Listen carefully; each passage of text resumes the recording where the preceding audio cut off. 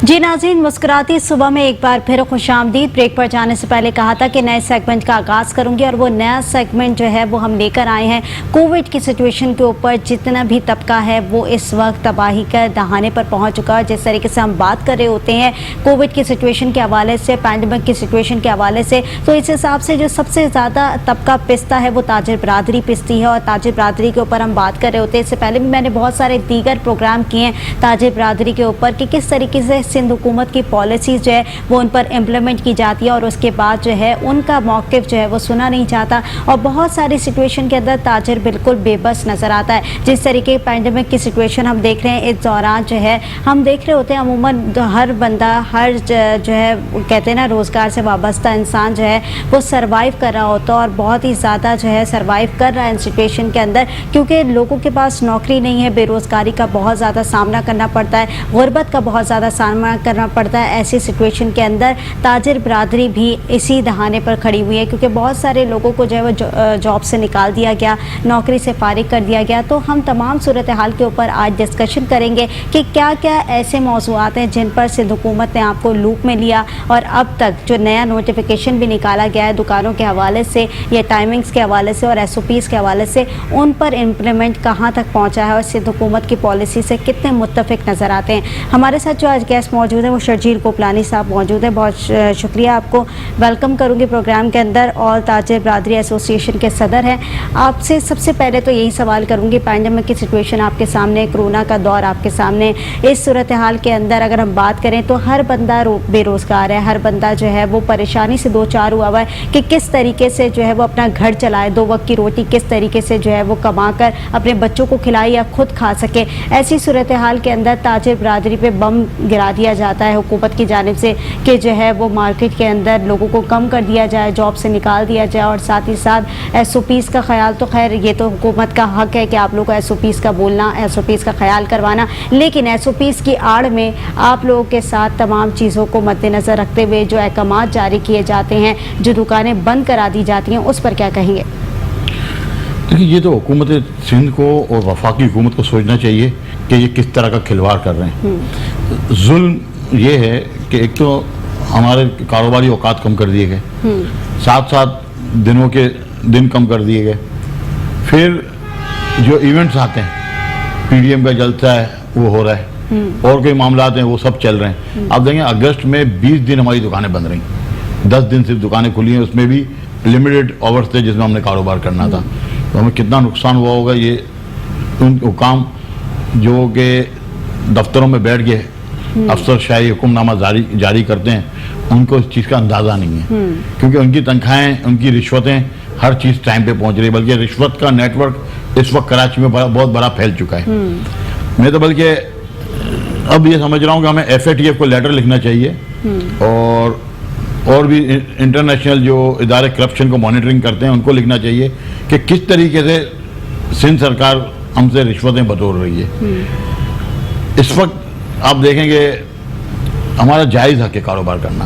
अच्छा, रोज़गार देना हुकूमत की जो है बुनियादी आइन की शिकों में से एक है, इसके बावजूद रोज़गार वो नहीं दे पा रही। महंगाई आसमान तक पहुंच चुकी है, इसको महंगाई को ये कंट्रोल नहीं कर पा रहे। डॉलर शूट हो रहा है, ये डॉलर को कंट्रोल नहीं कर पा रहे। इनका सिर्फ और सिर्फ एक टारगेट है कि दुकानें बंद करवा दें, ताजिरों के ऊपर फाइन जुर्माने करें और जुर्माने करने के बाद फिर अपने दफ्तरों में बुला के नेगोशिएशन करें और अपनी रिश्वतें बटोरें। ये इस वक्त जो है मामला चल रहे हैं सिंध के अंदर, खुसूसन डिस्ट्रिक्ट सेंट्रल में, खुसूसन डिस्ट्रिक्ट सेंट्रल में भी लियाकताबाद लालू खेत के अंदर। अच्छा, वो एक जानबूझ के लियाकताबाद को टारगेट किया जा रहा है कि लियाकताबाद में ही सारे मामला खराब हो रहे हैं, सारी चीज़ें हो रही हैं। जैसे अब आप कल देखें कि अचानक से परसों एक नोटिफिकेशन निकलता है कि 13 और 14 तारीख को रात 8 बजे दुकानें बंद होंगी, जबकि लास्ट जुमेरात थर्सडे वाले दिन हमारी वजीर बल्दियात साहब से मीटिंग हुई इनके घर पे और उन्होंने उसी वक्त डिप्टी कमिश्नर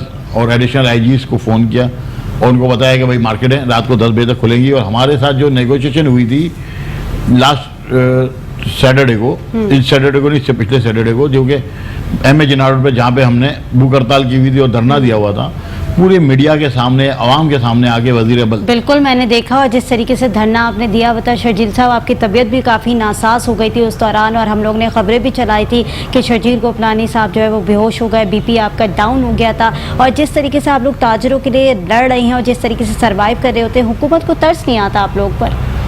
हमें तो जुल्म देखे ना, आज तक 78 साल तारीख में ताजरों ने 3 दिन और 3 रातें कभी भी रोड में नहीं बैठे होंगे। हम 3 दिन और 3 रातें रोड पे बैठे और आवाम ने हमारा साथ दिया। मजबूरी ये थी कि कोई हमारी बात सुनने को तैयार नहीं है। हम आपसे मांग क्या रहे हैं? हम आपको ये नहीं बोल रहे कि हम आपको टैक्स नहीं देंगे।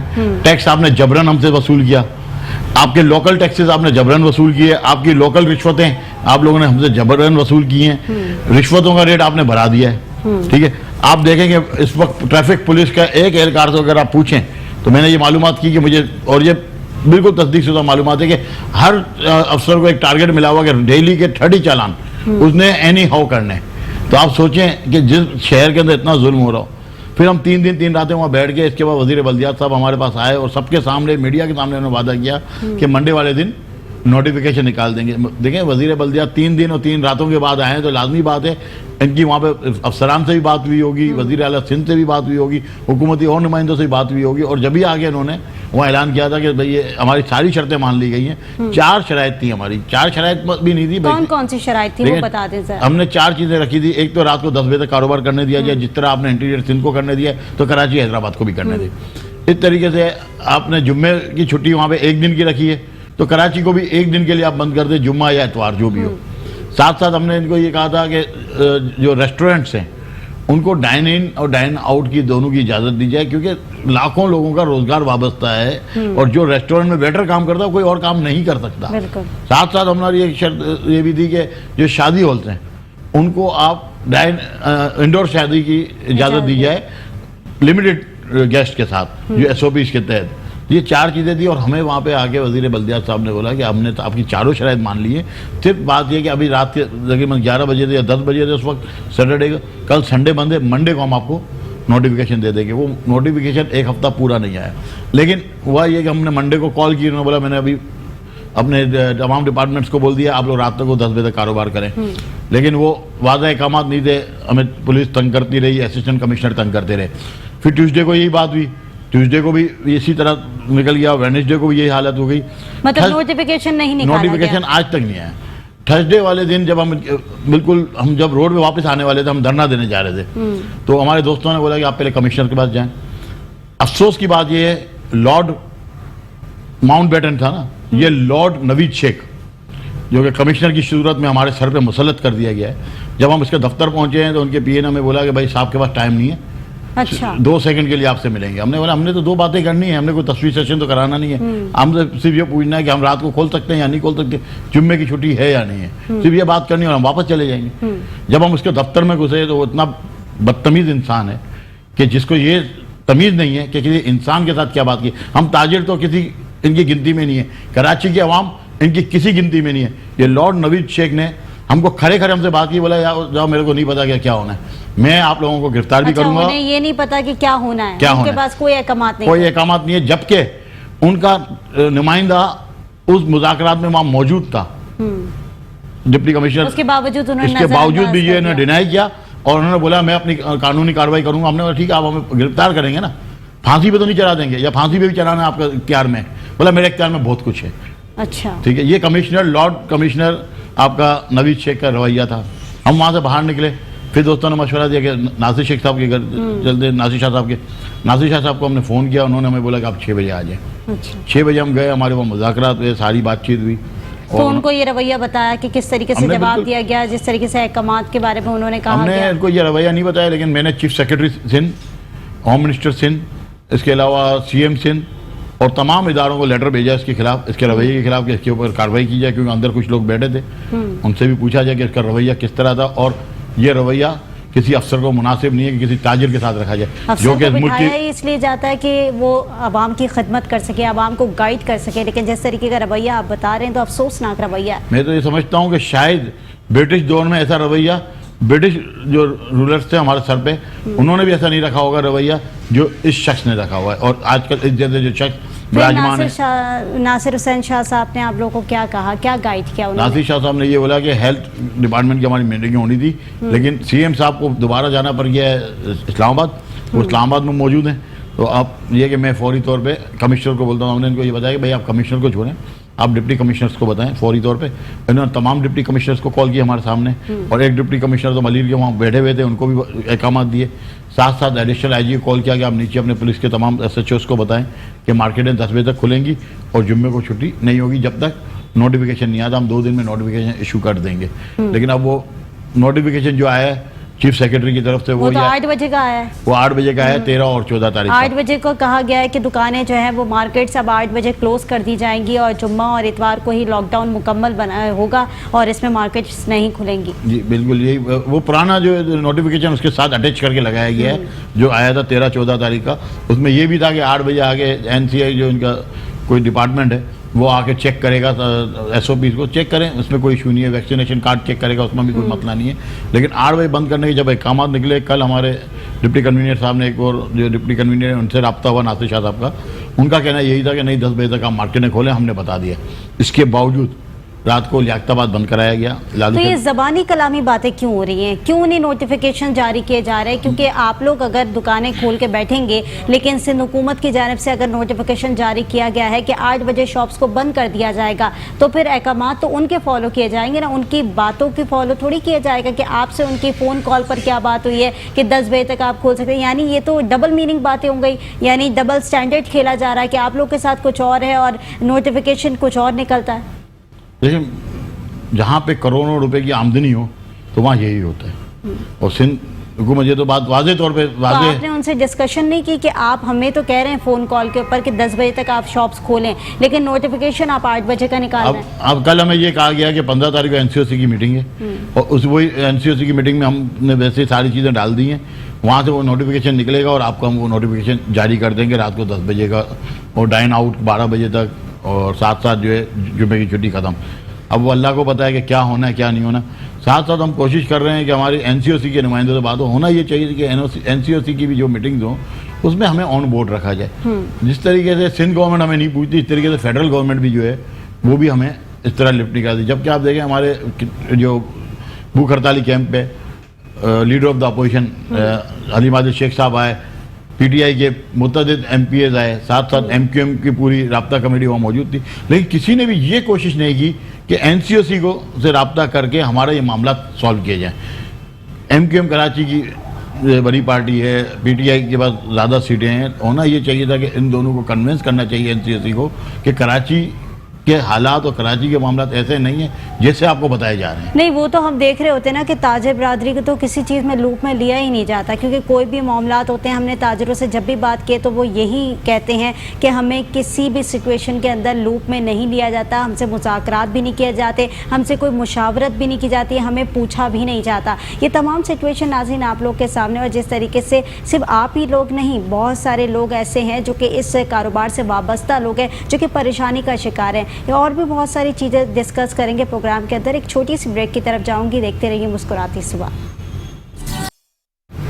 वेलकम बैक नाज़रीन, मुस्कुराती सुबह में एक बार फिर खुशामदीद। नाज़रीन, ब्रेक पर जाने से पहले बात कर रहे थे कि किस तरीके से ताजरों को ऑन बोर्ड नहीं लिया जाता और ताजरों के साथ कोई मुज़ाकरात नहीं किए जाते, ना ही कोई मुशावरत की जाती है और ना ही उन्हें किसी भी लूप में लिया जाता है, बल्कि ताजरों को हमेशा से नोटिफिकेशन के ज़रिए आगाही दे दी जाती है कि आप लोगों को अब इस नोटिफिकेशन को फॉलो करना है और इस नोटिफिकेशन के मुताबिक ही आप अपने कारोबार को सेट करेंगे और अपने कारोबार की टाइमिंग्स इस हिसाब से ही मेनटेन करेंगे। शर्जील साहब, हम बात रहे थे नोटिफिकेशन के हवाले से, जिस तरीके से आपने बताया कि नोटिफिकेशन निकाल दिए जाते हैं लेकिन उस पर अमल दरामद कुछ और कराया जाता है। यानी हमारी दुकानें कल भी 8 बजे आपने कहा बंद करा दी गई और जो है पुलिस वहां पर पहुंच चुकी थी और दुकानों के शटर्स जो है वो उन्होंने क्लोज करा दिए थे। हालांकि नासिर हुसैन शाह साहब से आप लोग की बात हुई थी तो उन्होंने कहा कि 10 बजे तक टाइमिंग है दुकानें खोलने की। तो ये दो तरफा किस तरीके का सलूक आप लोग के साथ किया जाता है कि बताते कुछ और है और होता कुछ और है?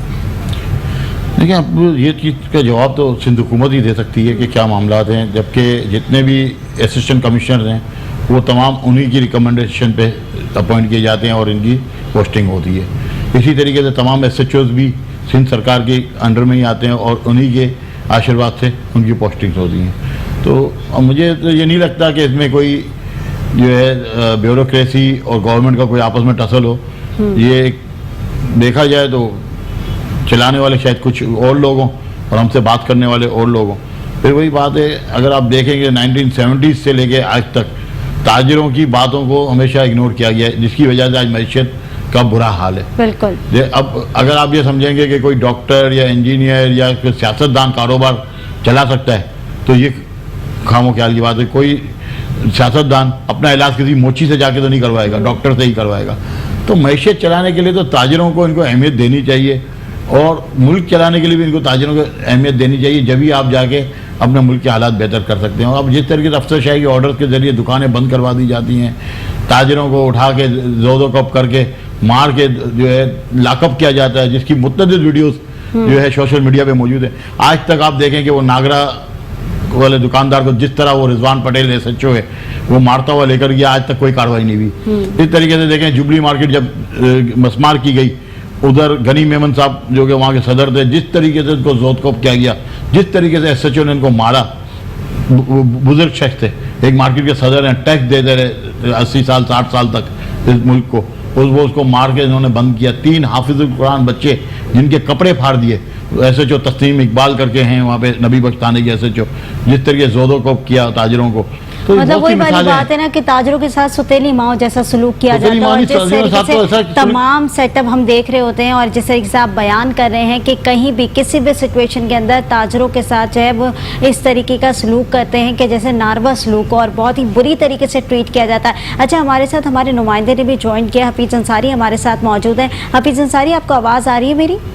जी हाँ, बिल्कुल आई है। हफीज अंसारी, जैसे कि सारी बातें आप सुन रहे होंगे, ताजरों के हवाले से हम बात कर रहे हैं और जिस तरीके से मैंने कहा कि ताजरों को ऑन बोर्ड नहीं लिया जाता, और अभी भी हमने देखा गुज़िश्ता दिनों नोटिफिकेशन जारी किया गया जिसमें कहा गया है कि 8 बजे तक दुकानें बंद कर दी जाएगी। लेकिन शर्जील गोपलानी की बात वही है कि इन्होंने कहा कि नासिर हुसैन शाह साहब से उनकी बात हुई है, उन्होंने कहा कि 10 बजे दुकानें जो है वो आप लोग खोल सकते हैं। तो ये दो तरफा रवैया किस तरीके से हम देखें इसको? जी हाँ, देखें, ये दोगली पॉलिसी चल रही है इस वक्त ताजिरों के साथ और सिंध हुकूमत के साथ। जैसा कि पहले भी इसी किस्म के अहकामात थे कि रात 8 बजे दुकानें बंद कर दी जाए, फिर इन्होंने जो है पुरजोर एहतजाज किए, एहतजाज इस हद तक किए कि भूख हड़ताली कैंप तक लगा लिया था और शर्जील गोपलानी साहब दीगर 30 साथियों के साथ जो है भूख हड़ताली कैंप पर बैठे थे। और जब हमने देखा कि 2 रोज तक तकरीबन यहाँ इनके हड़ताली कैंप पर किसी ने आने की भी जहमत नहीं की थी, और फिर अचानक जो है फिर ये ऐलान कर दिया गया है इनके पास आकर के भाई हड़ताली कैंप खत्म कर दें, उनके जो मुतालबात हैं वो माने जाएंगे। लेकिन ये माने जाने वाले मुतालबात जो होते हैं वो फिर सिर्फ जबानी होते हैं। उस सिलसिले के अंदर जो है लगता ऐसा है कि सिर्फ हड़ताली कैंप हटाने के लिए ही जो है वक्ती तौर पर इनके ये मुतालबात जो है रात 10 बजे तक खोलने की जो मार्केटें हैं उसके लिए हड़ताली कैंप हटाने के लिए माने गए थे। लेकिन उसके बाद जो फिर ऐसी सूरत हाल आ रही है कि नोटिफिकेशन कुछ होता है, जबानी कुछ और बातें होती हैं। जबानी कुछ और बातों से ये होता है कि जो मार्केट के लोग होते हैं वो इन अपने रहनुमाओं के कहने पे जब मार्केट है तो खोल लेते हैं, लेकिन इलाकाई जो थानेदार होते हैं वो अपनी भरपूर थानेदारी दिखाते हुए जो है उनको ना सिर्फ जो है गिरफ्तारी अमल में लाते हैं बल्कि उनसे जो भत्ता वसूली का सिस्टम भी जो है फिर शुरू कर देते हैं। तो सरकार को जो है सरकारी तौर पर जो है नोटिफिकेशन जारी करना चाहिए, ना सिर्फ जबानी तौर पर इनको यकीनदहानी कराए कि आप 10 बजे तक खोल सकते हैं, नोटिफिकेशन 8 बजे तक हो, तो जाहिर है वो गैर कानूनी तौर पर होगा मार्केटें या दुकानें खोलें। तो दूसरी जानिब ये हम ये देखते हैं कि ताजिर भी जो है एक प्लेटफॉर्म पे नजर नहीं आते हैं। ताजिर तमाम ही शोबों के ताजिर अलायंस भी बना। उस सूरत हाल के अंदर हमने हड़ताली कैंप में भी देखे कि हमने ठीक है रेस्टोरेंट्स वाले भी बैठे हैं, स्कूल्स वाले भी बैठे हैं, दीगर भी आए हैं, लेकिन एक ठोस लाए अमल जो ताजिरों की जानिब से होना चाहिए, जो एहतजाज होता है भरपूर उसके ऊपर जो एक मत अमली बनाई जाती है। शर्जील गोपलानी साहब हो या चंद रहनुमा वो बिल्कुल जान की बाजी भी ताजिरों के लिए लगाने के लिए तैयार नजर आते हैं, लेकिन वो बाद मकामात पर जब आगे बढ़ते बढ़ते पीछे की तरफ देखते हैं तो बहुत से ऐसे ताजिर उनको पीछे नजर नहीं आते जिनको उनके शाना बशाना होना चाहिए और जो यकीनदानी करा रहे होते हैं। तो इस सूरत हाल के अंदर यकीनन जो है ताजिरों को नोटिफिकेशन जारी कराने के बाद ही ऐसा कोई हड़ताली कैंप हो या एहतजाज हो खत्म करना चाहिए। जबानी जो उनको यकीनदानी कराएं उसके ऊपर जो एहतजाज हो या हड़ताली कैंप हो वो खत्म नहीं करना चाहिए। और ऐसा ही हमने इनसे सवाल भी किया था उस वक्त हड़ताली कैंप क्या उस वक्त आप किस सूरत में खत्म करेंगे, तो इनका यही कहना था कि नोटिफिकेशन जारी होने के बाद हम हड़ताली कैंप खत्म करेंगे, जब तक नोटिफिकेशन जारी नहीं होता खत्म नहीं किया जाएगा, लेकिन ज़बानी यकीन दहानी पर जो 48 हम खत्म कर दिया गया था और यूं वक्ती तौर पे रहा, और अब फिर जो है इनको वही लॉलीपॉप दिया जा रहा है और सरकारी तौर पर नोटिफिकेशन कुछ और है और ज़बानी यकीन दहानियां कुछ और कराई जा रही हैं, जिससे जो इलाकाई दुकानदार हैं या मार्केटें हैं उनको यकीनन परेशानियों मुश्किलात का सामना करना पड़ेगा। जी ठीक है हफीज अंसारी, जैसे कि आपने वाकई ये अच्छा पॉइंट रेस किया और जिस तरीके से मैंने पिछली दफ़ा भी प्रोग्राम के अंदर ये बात की थी कि आप लोग ताजिर बरादरी भी मुत्तहिद नहीं होती, ये भी धड़ों में तकसीम हो चुकी है। कुछ लोग जो है हुकूमत की पॉलिसी से रजामंद हो जाते हैं और कुछ लोग जो है वो बैकअप कर जाते हैं, यानी आप लोग खुद ही मुत्तहिद नहीं होकर एक फैसला कर पाते। तो सिंध हुकूमत तो आप लोग के साथ ये तमाम चीज़ें करती है और इसी तरीके से आप तमाम लोगों को सफ़र करना पड़ता है। अच्छा हफीज अंसारी, जैसे कि SOPs की हम बात कर रहे थे कि जिस तरीके से शर्जील गोपलानी साहब ने भी कहा कि वैक्सीनेशन कार्ड वहाँ पर मौजूद होता है हर शॉप के ऊपर, और जिस तरीके से SOPs की बात की जाती है हम SOPs को बाखूबी वहाँ पर फॉलो कर रहे होते हैं, लेकिन आप लोग खुद कवर कर रहे होते हैं मार्केट्स को, आप लोग क्या सूरत हाल देख रहे होते हैं? क्या वहाँ पर SOPs को फॉलो किया जाता है? देखिए हकीकतन जो सूरत हाल है वो SOPs तो एक मजाक बन गई है ना शहर कराची के अंदर, और सिंध हुकूमत हो या आवाम के दरमियान, उन्हें SOPs का नाम मजाक बन गया है ना। अगर हम किसी से बात करते हैं आपने मास्क क्यों नहीं लगाया हुआ, तो हंस के और मजाक के वो हमें बेवकूफ समझता है ना, क्योंकि शहर की सूरत हाल को कंट्रोल करने में या SOPs पर अमल करने में सबसे बड़ा जो किरदार आवाम का है वो आवाम ही अदा नहीं कर पाई है ना। दूसरा, मार्केट और दुकानदार के लोग भी SOPs पर अमल करते नजर नहीं आते हैं। अगर हकीकत देखें तो आप अभी चले जाएं, किसी भी मार्केट में चले जाएं, मुझे 5 लोग दुकान पे ऐसे दुकानदार निकाल के देते जो कि मास्क लगाए, और यकीनन उनका भी कहना सही होता है। हम ये बात इससे इख्तिलाफ नहीं करते हैं कि अगर वो मास्क नहीं लगाए हुए हैं, अब कारोबारी हालात ऐसे हैं कि मार्केट में वो हाथ पे हाथ रखकर बैठे हुए हैं। दुकान पे आने वाला दुकानदार अगर वो सुबह से लेकर रात तक बैठे हैं तो मुश्किल से 6 अब तो दुकानदार आएंगे वहां पर, तो वो किससे फासला रखते हैं, किससे SOPs करें, किससे दूर रखें, किसकी वजह से मास्क लगाए ना। तो ये सूरत हाल भी है कि अब तो वो कारोबारी मामलात ही नहीं है कि रश हो, रश के अंदर जो SOPs का ख्याल रखा जाए। अब सूरत हाल चेंज हो चुकी है मार्केटों की ना, किरान है, मार्केटें खुली तो हैं, खुलने के लिए भी ये लोग बातें कर रहे हैं, खुलने के बाद भी मार्केट वालों से मेरी बात हुई तो उनका यही कहना था अब तो कारोबार है ही नहीं, हाथ पे हाथ रख कर बैठे हैं ना। तो SOPs जो अब शहर में के अंदर है वो यकीनन मजाक बन के रह गई है। SOPs अब इंतखाबात अगर कंटोनमेंट के देख लें तो SOPs के अहकाम जो हुकूमत जारी कर रही है उनकी हुकूमती रहनुमा है, कौन से रहनुमा है जो विजिट भी कर रहे थे या जा भी रहे थे, SOPs का ख्याल रख रहे थे, या उनके कारकुनान थे जो SOPs का ख्याल रखते हैं, हर जगह रश मजमा नजर आ रहा था। तो अब ये SOPs पर अमल दरामद करना या उस पर अमल दरामद कराना ये एक मजाक की सूरत इख्तियार कर गई है। जब तक आवाम का एतमाद बहाल नहीं कराएगी हुकूमत के, यकीनन जो है ये लिया जा रहा है। बहुत शुक्रिया हफीज अंसारी, आपने प्रोग्राम के अंदर वक्त दिया। शर्जील गोपलानी साहब, आपकी तरफ आऊंगी। जिस तरीके से अभी मैंने पॉइंट रेस किया कि, और इससे पहले भी मैं आपसे ये डिस्कशन कर चुकी थी कि आप लोग खुद मुत्तहिद नहीं होते, एक प्लेटफॉर्म पर नहीं आते, आप लोग में खुद धड़े बने हुए हैं और आप लोग सिंध हुकूमत को फिर ब्लेम देते हैं। जब तक आप लोग खुद मुत्तहिद नहीं होंगे तब तक तमाम फैसले कैसे होंगे? देखिए, कराची ताजिर एक्शन कमेटी जो बनी थी उसमें तमाम लोग साथ थे और कुरान पे हल्फ लेके ये भी वीडियोस चली हैं, वो तमाम के तमाम लोग नीचे उतरे थे। असल में एक एलिमेंट ऐसा है हमारे ताजिर रहनुमाओं में जो कि आपको पता है कि जिनके साथ गैंग वॉर के उज़ैर बलोच के साथ तस्वीरें भी आई उस रहनुमाओं की, वो लोग सियासी जमातों से भी लोगों को भत्ता दिलवाते थे। इस वक्त मैं आपको बताऊँ, मैं आज आपको इंकशाफ कर रहा हूँ, बल्कि आपके टीवी के चैनल से शायद हो सकता है मेरी बात IG साहब से तक पहुँच जाए। कल मैंने एडिशनल IG को, IG सिंध को, DIG वेस्ट को, DIG ईस्ट को लेटर भेजा है। 10 तारीख को हमारा एक ताजिर को अगवा किया गया, जमान टाउन थाने की पुलिस ने अगवा किया नाजमाबाद में उसके घर से, और जमान टाउन थाने के अंदर बैठ के 5 लाख रुपए भत्ता लिया गया।